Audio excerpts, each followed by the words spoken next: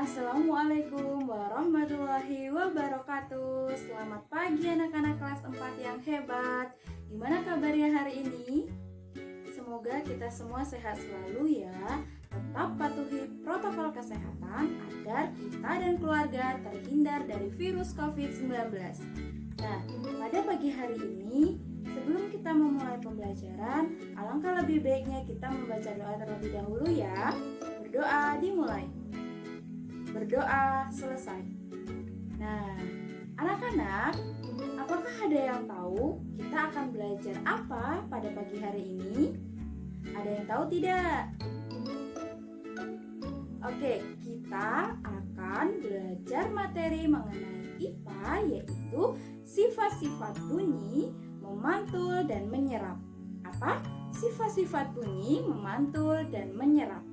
Pada kelas 4, semester 1, tema 1, subtema 3, dan daring ke-3. Nah, ada yang sudah tahu belum apa itu sifat-sifat bunyi memantul dan menyerap? Nah, kalau belum tahu, yuk mari kita belajar bersama agar kita mengetahui sifat-sifat bunyi, salah satunya yaitu memantul dan menyerap. Nah, untuk materi yang pertama yaitu sifat-sifat bunyi, memantul, dan menyerap. Bunyi sebagai sebuah gelombang memiliki sifat dapat dipantulkan dan juga dapat diserap loh anak-anak. Kok bisa Bu? Iya, karena bunyi akan dipantulkan dengan baik jika mengenai benda-benda yang keras, seperti contohnya batu, semen, besi, kaca, dan juga seng.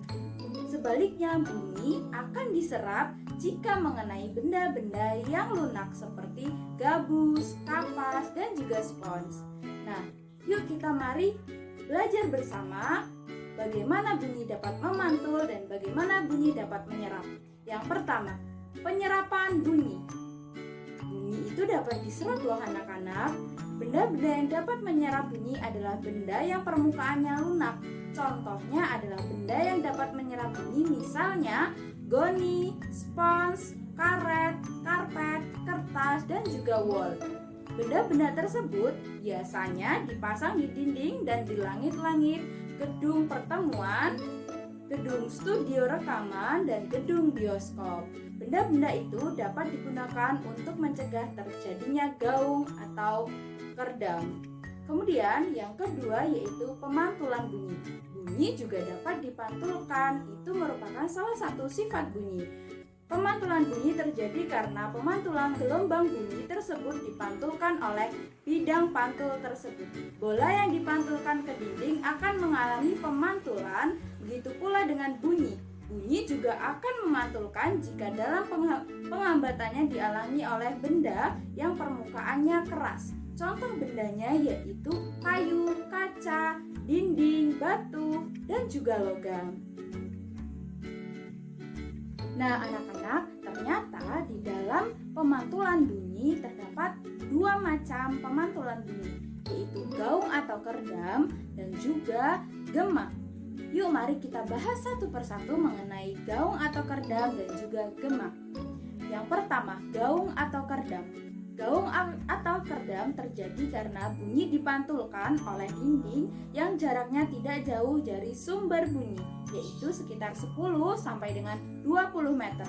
Hal ini menyebabkan datangnya bunyi pantul bersamaan dengan bunyi asli yang belum selesai terucapkan. Akibatnya, bunyi pantul mengganggu bunyi asli sehingga suara yang terdengar menjadi tidak jelas. Nah, gaung atau kerdam biasanya terjadi di gedung bioskop, gedung pertemuan, ataupun studio radio. Nah, kemudian yang kedua yaitu gema. Gema terjadi karena bunyi dipantulkan oleh dinding yang jaraknya jauh dari sumber bunyi. Hal ini menyebabkan bunyi pantul setelah bunyi asli selesai tercipta.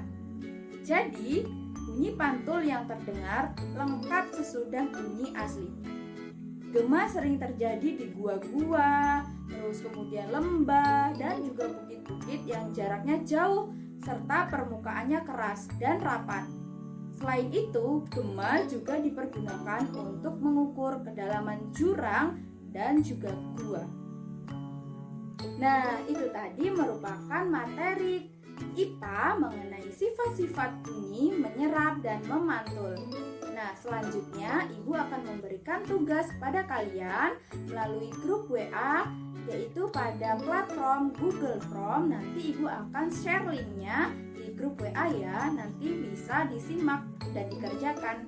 Nah, sekarang Ibu akan bacakan 3 soalnya. Soal yang pertama, sebutkan benda-benda yang dapat menyerap bunyi yang terdapat di studio radio. Yang kedua, gema biasanya terjadi di tempat mana saja. Kemudian yang ketiga, sebutkan 3 contoh benda yang dapat memantulkan bunyi. Dikerjakan di buku masing-masing, lalu kemudian difoto dan dikirimkan ke Ibu melalui WhatsApp ya. Oke, nah anak-anak, pembelajaran hari ini sudah selesai ya. Ibu akan menyimpulkan bahwasannya sifat-sifat benda salah satunya yaitu menyerap dan memantul. Benda menyerap apabila dia bertemu dengan benda-benda yang lunak seperti tisu, spons, kemudian busa, dan lain sebagainya. Jika benda tersebut bertemu dengan benda yang keras, maka bunyi akan dipantulkan. Benda yang keras itu seperti apa? Seperti kaca, batu, papan, dan lain sebagainya. Nah, untuk mengakhiri pembelajaran pada pagi hari ini, mari kita berdoa bersama. Berdoa dimulai. Berdoa selesai. Nah, kalian hari ini hebat sekali. Semua mendengarkan dengan seksama dan semoga apa yang Ibu berikan itu dapat bermanfaat bagi kalian semua. Jangan lupa ya tugasnya dikerjakan. Kalau tidak bisa, tanya dengan orang tua ataupun tanya lewat Ibu. Oke, terima kasih semua. Wassalamualaikum warahmatullahi wabarakatuh.